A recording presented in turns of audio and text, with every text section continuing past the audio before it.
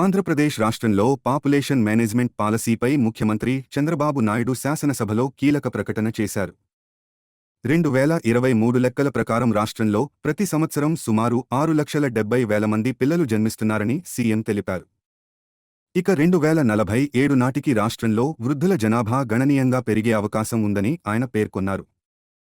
ఈ పరిస్థితులను దృష్టిలో పెట్టుకుని రాష్ట్రంలో పాపులేషన్ మేనేజ్మెంట్కు సంబంధించిన డ్రాఫ్ట్ పాలసీని ప్రస్తుతం రూపొందిస్తున్నామని ముఖ్యమంత్రి చంద్రబాబు వెల్లడించారు. అది గ్రాడ్యువల్గా మీరు చూస్తే దేశ 98, 99 2.5 తగ్గింది 3 నుంచి. అదేవిధంగా తర్వాత ఈరోజు మీరు చూస్తే 2002కి 2.2కి వచ్చింది, 2021కి 1.5కి వచ్చాం. అంటే ఇంకా కానీ మనం ఇంటర్వెన్షన్ కాకపోతే ఇది ఫాస్ట్గా తగ్గిపోయే పరిస్థితి వస్తుంది. దానివల్ల పెను ప్రమాదంలో పడతాం.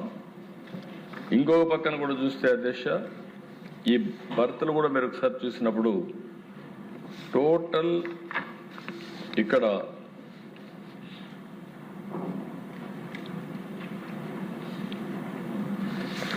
దగ్గర మన దగ్గర 6,70,000 మంది పిల్లలు పుడుతున్నారు సంవత్సరానికి 23 లెక్కల ప్రకారం.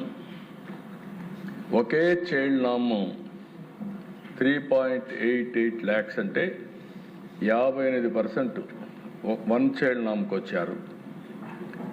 రెండో చైల్డ్ వచ్చి 32% అంటే 2,17,000 మంది అయ్యారు. 3 అంటే అబోవ్ వచ్చిన వాళ్ళు మాత్రం 9% ఉన్నారు, 0.62. మొత్తం కలిసి ఇది కూడా 1.5. ఇది 1.5కి 6.7 lakh బర్త్లు మన రాష్ట్రంలో నమోదు.